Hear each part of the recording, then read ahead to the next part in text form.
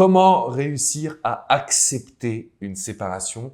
Comment réussir à accepter la rupture pour soit reséduire la personne que j'aime parce qu'on est devenu la meilleure version, soit pour aller de l'avant. On va parler aujourd'hui de la phase de deuil. J'ai encore une fois avec moi Hicham Akadam. Salut Hicham, comment tu vas? Salut Alex, très bien et toi? Merci pour ton temps, merci pour ton énergie. Merci Ça me pour fait toi. plaisir que tu sois là parce que ça, c'est la question qu'on me pose, c'est comment est-ce que j'accepte? Parce que je me suis pris un ouragan, entre guillemets, en me disant, mais non, mais c'est pas possible, j'aime cette femme, j'aime cet homme. Je réalise que finalement, tout ce qu'il ou elle m'a dit est important. Oui. Mais on sait aujourd'hui que pour récupérer son ex, tourner la page, on doit accepter cette séparation. Oui. Quelles sont les étapes? Quels sont les outils? Qu'est-ce que tu peux nous transmettre? Alors, je comprends que ce soit la question qui arrive souvent, c'est d'accepter. Accepter, en fait, c'est difficile. Des fois, j'ai envie de dire accepter, ça ne veut pas dire forcément qu'on a oublié. Il faut bien comprendre que dans le mot accepter, c'est la charge émotionnelle qu'on va réduire et c'est ce qui va faire qu'on accepte que la personne puisse être avec une autre personne, qu'elle puisse faire autre chose. Et en fait, l'idée, c'est de se détacher. Accepter, c'est se détacher de l'autre personne et se détacher émotionnellement. Donc, tout est lié à une charge émotionnelle. La charge émotionnelle, elle est dans le cerveau. Et dans le cerveau, c'est dans la partie de l'inconscient. Donc, dans l'inconscient, il y a une charge émotionnelle. Notre cerveau, il est bloqué dedans. Et on veut absolument avoir notre drogue, entre guillemets. Et moi, quand j'apprends que l'autre personne ne fera plus partie de ma vie, bah, en fait, il y a un blackout et je n'arrive plus à voir l'avenir. Moi qui m'étais mis en tête que j'allais avoir des enfants, on allait faire, etc. Tout ça, du jour au lendemain, c'est blackout. Et ça, pour le cerveau, c'est un choc. C'est vraiment comme un accident malheureusement de la route. On est complètement dans le blackout et on n'arrive plus à voir. Et maintenant, quand on se relève un peu comme dans un round de boss où tu t'es pris un KO, tu sais pas où t'en es et on te dit, bah, tu dois accepter. Et ça, c'est difficile. Et ça, justement, il y a tout un accompagnement qui se fait pour accepter. Accepter, il suffit pas juste de dire, bon, bah, c'est bon, j'accepte. Non, c'est pas vrai. Des fois, ces gens, entre guillemets, qui acceptent rapidement, ils sont plus dans une phase de déni. Ouais, ils se disent, ouais, en gros, j'ai accepté, mais. Et dès qu'on dit mais, il y a un blocage qui se passe derrière. Forcément. Donc, je sais que ça ne marche plus, mais, et là, en fait, il faut travailler sur ce mais et tout ce qui arrive après. Et cette charge émotionnelle, il faut la réduire. Donc, tout est une question de charge émotionnelle qu'on a dans notre cerveau. Si on arrive à la réduire, eh ben, au bout d'un moment, tu vas pouvoir côtoyer ton ex sans avoir ce désir de je le veux, je le veux, je le veux. Et si tu arrives à atteindre ce niveau-là, eh ben, en fait, tu vas reprendre un pouvoir où la personne va se dire, mais tiens, il y a quelque chose qui a changé, je l'ai plus sous ma botte, je peux pas en faire ce que je veux. Et là, tu deviens quelqu'un. Parce que avant, tu es plus le jouet de quelqu'un, parce qu'il y a une dépendance affective, parce que derrière, tu es tellement attaché que tu es prêt ou prête à faire n'importe quoi à tout prix. Et là, en fait, c'est dangereux. C'est dangereux parce que tu deviens l'esclave de quelqu'un qui va pouvoir te manipuler, qui va pouvoir influencer tous tes choix. Et en fait, tu vas perdre l'être que tu es toi-même. Et la première personne qu'on perd quand on parle d'abandon, c'est soi-même.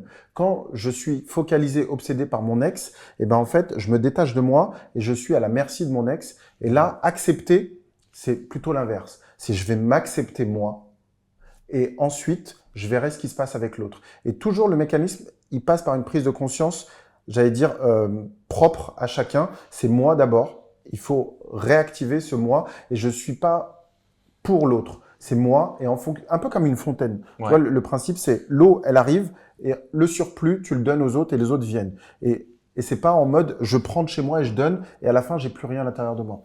Donc, accepter, il y a des techniques. Alors justement, tu as parlé d'exercice tout à l'heure. Ce serait quoi un exercice précis que les personnes qui nous écoutent peuvent réaliser? Par rapport à l'acceptation, alors, notre cerveau, ce qu'il faut comprendre, c'est que lui, il visualise tout le temps. D'accord ? Okay. Donc, on est toujours en train de réfléchir, en train de parler, etc. Moi, visualiser, pour celles et ceux qui ne savent pas, est-ce qu'on pourrait dire imaginer plutôt? Très bien. Imaginer, c'est exactement ça. L'idée, c'est d'imaginer un futur dans lequel vous allez justement vous projeter, pas forcément avec votre ex, justement, vous allez le sortir de l'équation. Okay. Mais dans cette visualisation future, vous allez vous mettre dans un environnement qui vous plaît, dans lequel il y a une bonne énergie et dans lequel vous êtes attiré. Donc, ça peut être dans une super villa, ça peut être au bord de la mer et vous êtes en train de faire une activité qui vous remplit. Et plus vous allez faire cette visualisation sans l'autre personne, plus votre cerveau va comprendre qu'il existe un futur sans mon ex.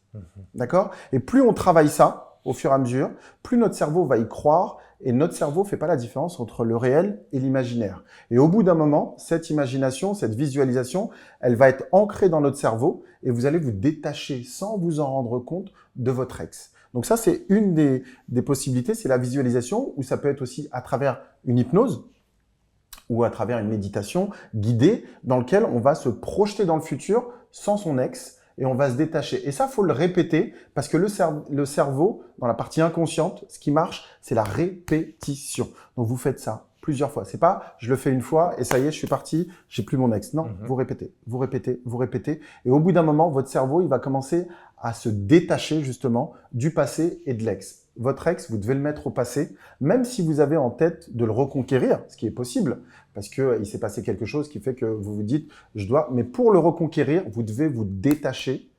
Une fois que vous reprenez vos pleins pouvoirs, ensuite vous faites une reconquête.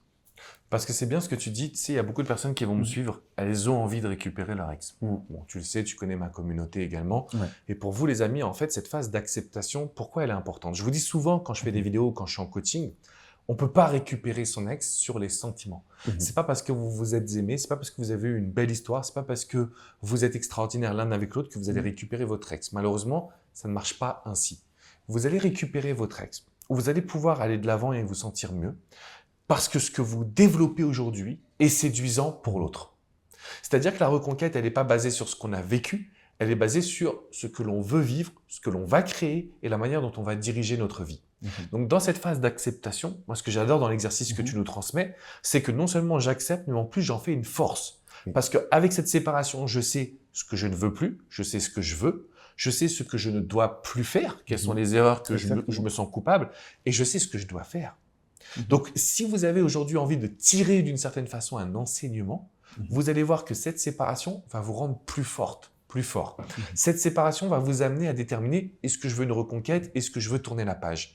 Dans les deux cas, l'acceptation du passé laisse présager un meilleur futur. Par contre, il y a des erreurs. Je sais que tu as développé un document. C'est un cadeau, c'est ça, hein? C'est ça, c'est un dossier cadeau dans lequel, en fait, j'ai répertorié les 15 plus grandes erreurs, j'allais dire fatales, lors d'une séparation.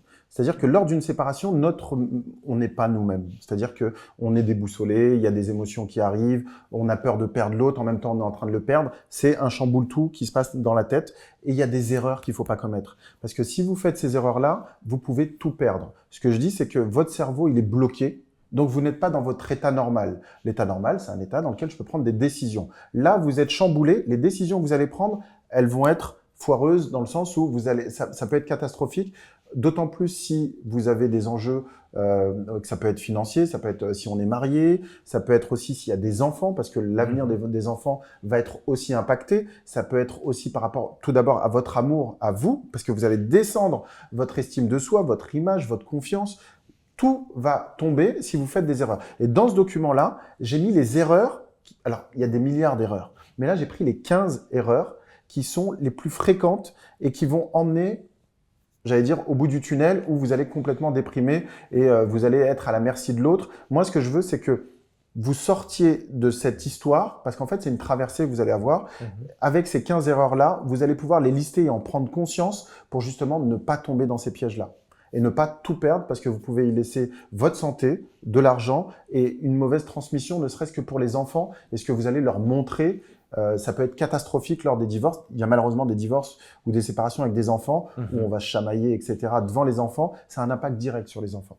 D'accord? Il faut savoir que si moi, j'ai une relation qui est difficile avec la mère et j'en veux au père, ou j'en veux à la mère, eh ben, avec mes enfants, je vais avoir un comportement qui est par rapport à ma difficulté. Et là, je suis en train de formater mes enfants. Donc, faites attention.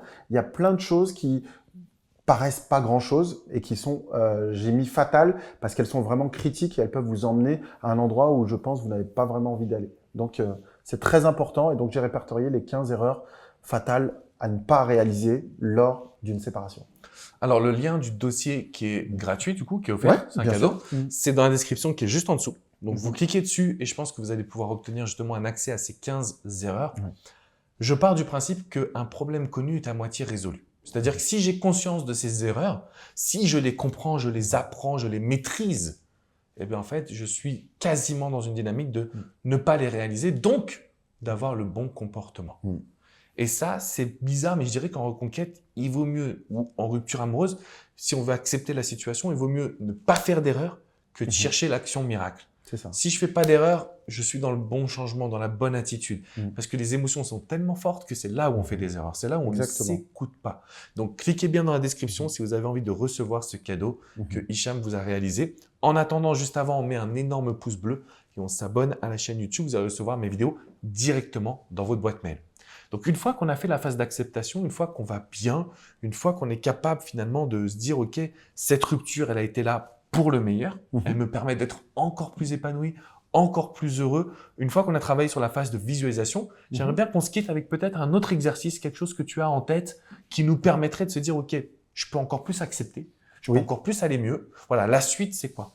La suite, alors, justement, faut pas oublier qu'on est des êtres d'émotions et nos émotions, elles sont calées aussi par rapport à notre respiration.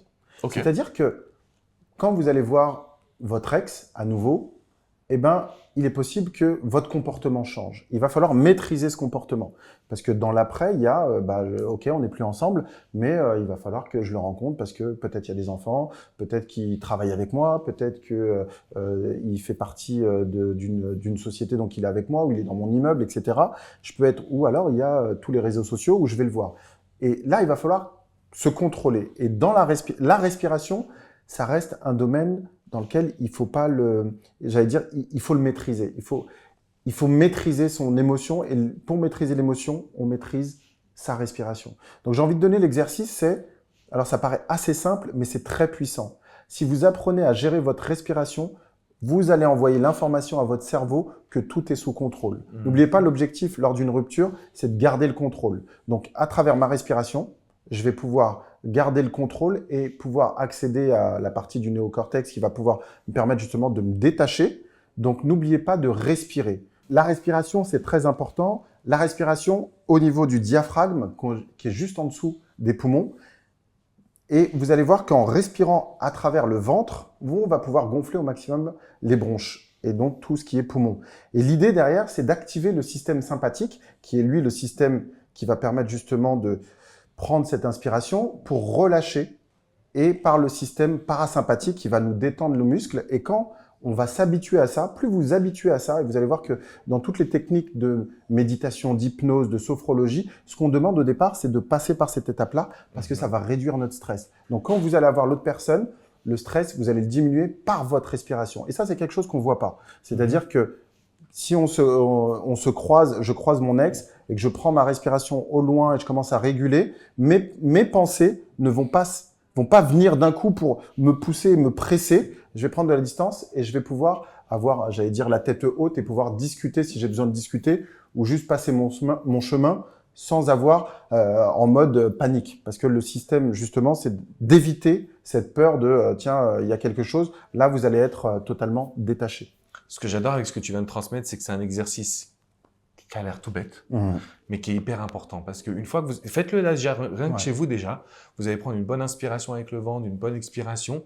Qu'est-ce qui va se passer à ce moment-là? Vous allez sentir que, moi, à chaque fois, il y a un sentiment un peu d'évanouissement. Tu sais, tu deviens un peu dans une sorte de malaise, entre guillemets. Mais en réalité, vous êtes vraiment en train de maîtriser vos émotions. Donc, vous n'aurez plus peur, vous n'aurez plus de panique, vous n'aurez plus cette dynamique de mettre l'autre sur un piédestal et vous allez maîtriser ce dialogue. Donc, non seulement j'accepte la séparation, mais en plus, je maîtrise mes émotions. Donc là, c'est quand même en fait, si tu veux, avec une pierre deux coups, entre guillemets, c'est-à-dire que je peux vraiment aller de l'avant. C'est ça. Vous avez le kit là, qui est justement le cadeau dans la description, juste en dessous. Vous pouvez également accéder à un kit de survie. Donc là, c'est ta formation que tu as créée sur le sujet. On va donner quelques informations également juste dans le lien en dessous.